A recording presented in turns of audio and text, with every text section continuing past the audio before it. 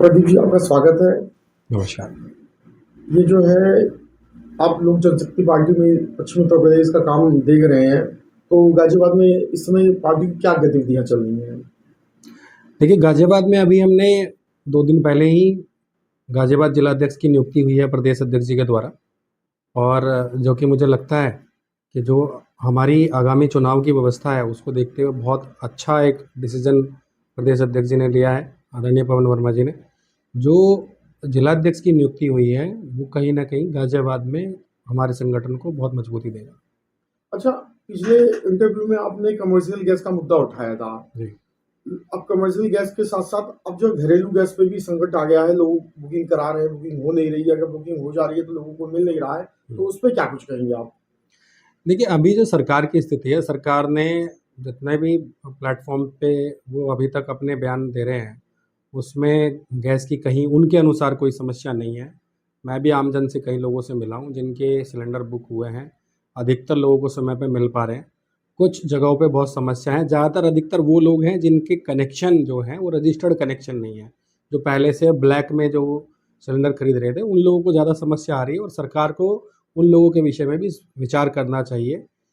अगर लगातार सिर्फ हम उन्हीं लोगों को सप्लाई देंगे जिनके सिलेंडर रजिस्टर्ड हैं या जिनके कनेक्शन रजिस्टर्ड हैं, तो जो अनरजिस्टर्ड लोग हैं, जो गरीब लोग हैं, जिनके पास अपना पक्का मकान नहीं है, खुद का मकान नहीं है, किराए पे रहते हैं, उनके पास कनेक्शन की व्यवस्था नहीं है, अपने रजिस्टर्ड कनेक्शन नहीं है, उन लोगों के बारे में भी विचार करें और उन लोगों को गैस मुहैया कराने के ऊपर ध्यान दें। अच्छा, राहुल गांधी प्रतिपक्ष के नेता है और लगातार वो सरकार के खिलाफ जो है वो बयानबाजी करते रहते हैं। बयानबाजी तो जो है प्रतिपक्ष हमेशा करता है, लेकिन वो जो शब्दों का जो चयन करते हैं वो कहीं ना कहीं हमारी संस्कृति से बिल्कुल अलग आता है। तो उनके बारे में आप क्या कहोगे? देखिए, राहुल गांधी जी के विषय में कुछ भी कहना कोई औचित्य नहीं बनता, क्योंकि राहुल गांधी जी पार्ट टाइम राजनीति करते हैं। उनके पास पूरी तरह से समय भी नहीं है, ना अपने संगठन के लिए, ना अपनी राजनीति के लिए। वो जितने समय भी निकाल के लाते हैं, एक वो सोशल मीडिया से जो इकट्ठा करते हैं, उसी को आके एक ऐसे मंच पे वो बयानबाजी कर देते हैं, जो कि बहुत सर्वोच्च, भारत के लिए एक सर्वोच्च जगह है, जो हमारा संसद भवन है। वहाँ पे आके उस तरह की टिप्पणियाँ, उस तरह के बयानबाजी, वो उनके व्यक्तित्व को सूट नहीं करती। जहाँ पर वो बैठ के वो नेता प्रतिपक्ष हैं, तो उनको ध्यान रखना चाहिए और अपनी राजनीति को पार्ट टाइम छोड़कर फुल टाइम करेंगे तो शायद कुछ ध्यान दे पाएँगे। अच्छा, इसमें योगी जी मुख्यमंत्री हैं, 9 साल उनके हो गए हैं योगी जी के। कार्यकाल को आप किस तरीके से देखते हैं? क्योंकि सरकार जो है नौ अपना जो है यूपी सरकार 9 साल अपना पूरा बिता रही है, जी, बना रही है, जी। अपनी उपलब्धियां गिना रही है। तो आप किस विषय पे देखते हो? क्योंकि इससे पहले भी आपने कई बार जो है गड्ढे गाजियाबाद के गड्ढे जो है जो सड़कों में गड्ढा है उसकी बात कर रहे हैं, तो क्या क्या कहोगे आप? देखिए, वो स्थिति तो यथागत है। हमारी पूर्व में भी कई बार बात हुई, हम लोग ज्ञापन कई बार दे चुके हैं। हमने आपके माध्यम से भी माननीय मुख्यमंत्री जी से कई बार आग्रह किया है और मैं तो समझता हूँ कि अगर मुख्यमंत्री जी लगातार अपने उत्तर प्रदेश में, जो आप उन्हीं का अपना प्रदेश है, उसमें अगर वो निरीक्षण पे भी निकल जाएँ, अभी सहारनपुर में अभी पिछले हफ्ते ही उन लोगों ने विज़िट किया, तो रातों रात जो सालों से सड़क नहीं बनी थी, वो एक रात में सड़क बन गई। तो यही स्थिति मैं तो चाहता हूँ कि वो हर जगह पे घूमने ही चले जाएँ। कम से कम उनका प्रशासन जागेगा तो सही। जो कागज़ों में सड़कें बनी हुई हैं, वो सड़कों पे काम तो होगा, वो बनेंगी तो सही। सड़कें बनी हैं, उन तक जो कागज़ जा रहे हैं, उन कागज़ों में सड़कें बनी हैं। यथागत स्थिति में अगर वर्तमान में आप धरातल पे जाके देखेंगे तो सड़कें हैं ही नहीं। अभी भी गाज़ियाबाद की वही स्थिति है। जैसे-तैसे लोनी में काम शुरू हुआ है, अभी आप मोहन नगर से वो जो बॉर्डर वाला है, इतना प्रदूषण है। अभी 2 दिन से बारिश हो रही है, बारिश में हाल जाके देखिए कि 5-5 फुट पानी भरा पड़ा है। इतने खड्डे हैं, जो साइकिल, रिक्शा और अब तो ई-रिक्शा और ये अपने जो ऑटो हैं, अब लगातार दुर्घटनाग्रस्त हो रहे हैं। कल से कई बार खबरें आ चुकी हैं।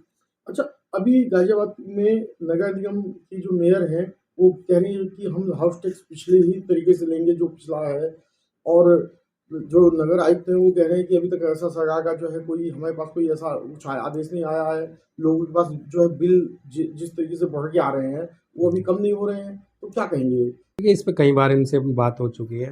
हम लोग कई बार गए भी हैं, लेकिन हर बार उनका वही जवाब है कि जवाब आने वाला है। लिखित रूप में अभी तक कहीं सरकार की तरफ से कोई जवाब नहीं है।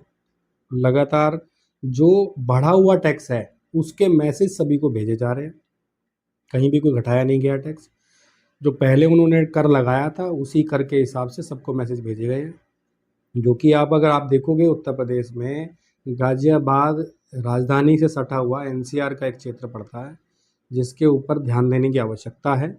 और माननीय मुख्यमंत्री से मैंने कई बार पहले भी आग्रह किया है आप लोगों के माध्यम से कि इस पर विशेषकर ध्यान दें। जो बॉर्डर से जुड़ा हुआ क्षेत्र है, दिल्ली से राजधानी से जब हम उत्तर प्रदेश के अंदर घुसते हैं तो घुसने के साथ ही पता चलता है कि हम उत्तर प्रदेश में आ गए। ये व्यवस्था बदलनी चाहिए। इस व्यवस्था को अलग से दिखे कि दिल्ली से बेहतर उत्तर प्रदेश दिखे, गाज़ियाबाद दिल्ली से बेहतर दिखेगा तो उत्तर प्रदेश की पहचान बनेगी। इसके ऊपर ध्यान देने की बहुत आवश्यकता है। अच्छा, 2-3 सालों से जो हिंदूवादी संगठन है जितने यूपी में हैं, जी। वो सब लोग लगातार सरकार को निशाने पे ले रहे हैं। तो क्या कुछ कहेंगे आप? क्योंकि आप भी यूपी में रहते हैं, यूपी की राजनीति करते हैं, तो इस विषय में क्या कहेंगे? देखिए, जितने भी हिंदूवादी संगठन हैं ये कहीं न कहीं पथभ्रष्ट हो चुके हैं, जहाँ तक मैं देख पा रहा हूँ। जो हिंदू समाज को जगाने के या उसको जागृत करने के विषय को लेके ये लोग चले थे, उससे पथभ्रष्ट होकर वो प्रशासन के काम करने में लग गए हैं। प्रशासन ये नहीं कर रहा, प्रशासन वो नहीं कर रहा। अरे प्रशासन को जो करना है उनको करने दीजिए, आपको जो करना है आप उस पे आइए। हमारे पास और इतने सारे मुद्दे हैं, सरकार द्वारा हज़ारों मंदिरों को अधीनस्थ किया हुआ है। उनका जो कलेक्शन है उसको कलेक्शन कर रहे हैं, वीआईपी दर्शन के नाम पे पर्चियाँ काट रहे हैं, जो कहीं न कहीं हिंदू जो हमारा एक जो धर्म है, इस धर्म को बदनाम करने की तरफ चल रहा है। आप देखिए ना दूसरे दूसरे पंथों को देखिए, हाँ, किसी भी आप गुरुद्वारे जाइए, आप किसी मस्जिद जाइए, कि आप किसी चर्च जाइए, कहीं कोई वीआईपी दर्शन का प्रचलन नहीं है। बड़े-बड़े गुरुद्वारे हैं, कहीं कोई वीआईपी दर्शन का प्रचलन नहीं है। हमारे यहाँ जो छोटे मंदिर हैं वो भी और बड़े मंदिर, सभी मंदिरों पे आज की डेट में आप देखें तो वीआईपी दर्शन की क्यू अलग से लगी हुई है। हर जगह पर्चियाँ कट रही हैं, हर जगह उसकी उगाही चल रही है। इसके ऊपर हिंदू संगठनों को काम करने की बहुत आवश्यकता है और इस पे ध्यान देना चाहिए। अच्छा, आगे कुछ आप अपील करेंगे? इस समय चुनाव भी नज़दीक है, लगातार ग्राम पंचायत के लिए कभी आता है कि इस महीने आ जाएगा, उस महीने आ जाएगा, तो आप लोगों की क्या तैयारी है और क्या अपील आप करना चाहते हैं? देखिए, अभी कुछ भी कहीं से कुछ क्लैरिटी मिली नहीं है कि चुनाव आगे बढ़ रहे हैं या अभी कुछ जो हमारा अगले महीने से आचार संहिता लगनी थी वो लगेगी कि नहीं लगेगी। हमारे प्रोग्राम भी कहीं न कहीं उसकी वजह से डिस्टर्ब हो रहे हैं। तो मेरा तो आग्रह, मैं प्रशासन से या चुनाव आयोग से तो कोई आग्रह नहीं करूँगा, वो अपने अनुसार जो उनको लगता है वो कार्य करेंगे। लेकिन मेरा जनता से आग्रह रहेगा कि वो आने वाले आगामी चुनाव में, चाहे वो जिला पंचायत चुनाव हो या विधानसभा चुनाव हो या ग्राम पंचायत चुनाव हो, आप जातिगत व्यवस्था को ध्यान में ना रखते हुए आप केवल और केवल सही को चुनें, विकास को चुनें। अच्छा, लोक जनशक्ति पार्टी में अब अगला आप लोगों का जो है मूवमेंट अगला क्या होगा? क्योंकि आप लोग लगातार तैयारी कर रहे हैं, कोई ऐसा खास मूवमेंट आप बताना चाहें? कोई आप गाज़ियाबाद को या अन्य जिलों को अपने दृष्टिगत रखते हुए कोई खास प्रोग्राम आपने बनाया हो, तो आप बता सकते हैं। देखिए, अभी चुनाव को मद्देनज़र रखते हुए तो हमारे कार्यक्रम तो लगातार चल ही रहे हैं, लेकिन बहुत जल्दी हम लोग माननीय हमारे राष्ट्रीय अध्यक्ष जी का कार्यक्रम उत्तर प्रदेश के अंदर रखने वाले हैं। उनका हम यहाँ पर स्वागत करेंगे और जो उनके विचार हैं, जो विकासवादी विचार हैं, उसको उत्तर प्रदेश की जनता तक पहुँचाने का प्रयास करेंगे। अच्छा, किसी जिले का सिलेक्शन हो चुका है या अभी कोई सिलेक्शन नहीं, हो? अभी ऐसा कोई निर्धारित क्षेत्र नहीं हमने चुना है, उस पे भी हम काम कर रहे हैं, जल्दी उसकी घोषणा करेंगे।